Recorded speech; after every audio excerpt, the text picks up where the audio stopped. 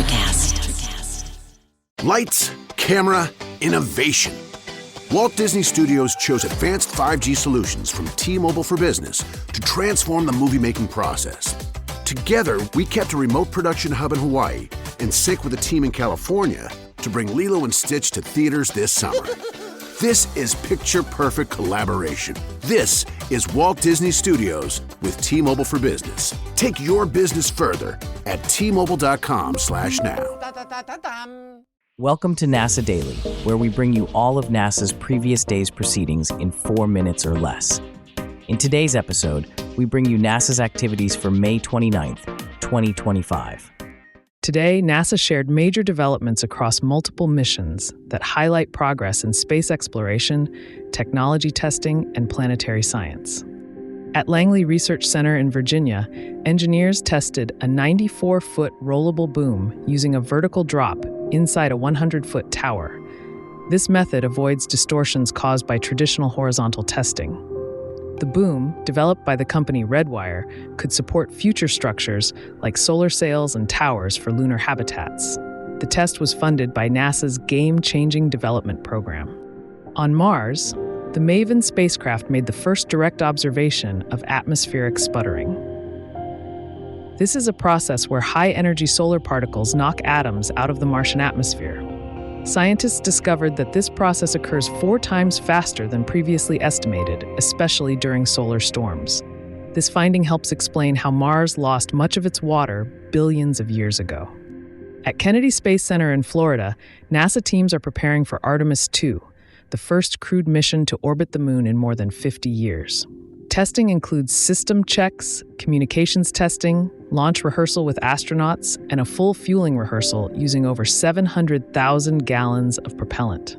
These steps ensure the rocket and spacecraft are ready for flight. On the International Space Station, the crew of Expedition 73 is maintaining life support systems and performing biological research.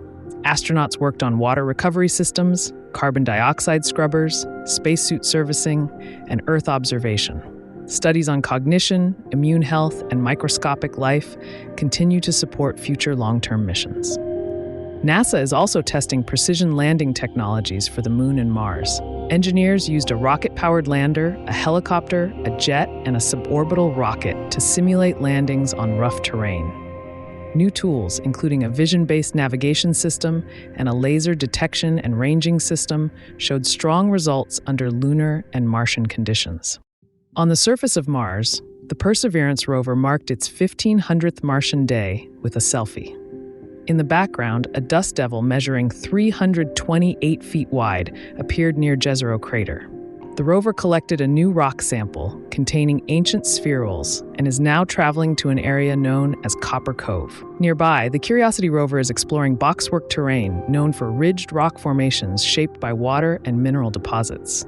The rover is preparing to capture its longest distance image ever using a specialized camera to study a site 91 kilometers away. NASA also celebrated the anniversary of its 9th astronaut group, announced in 1980.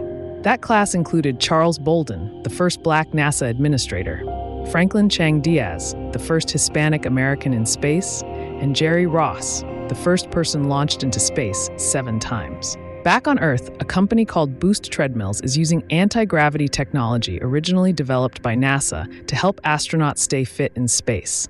The technology now supports people with injuries, obesity, or arthritis by reducing impact during exercise. Their current model, Boost 2, is quieter, more efficient, and more affordable for home use. These updates reflect NASA's continued progress in space science, exploration, and innovations that benefit life on Earth.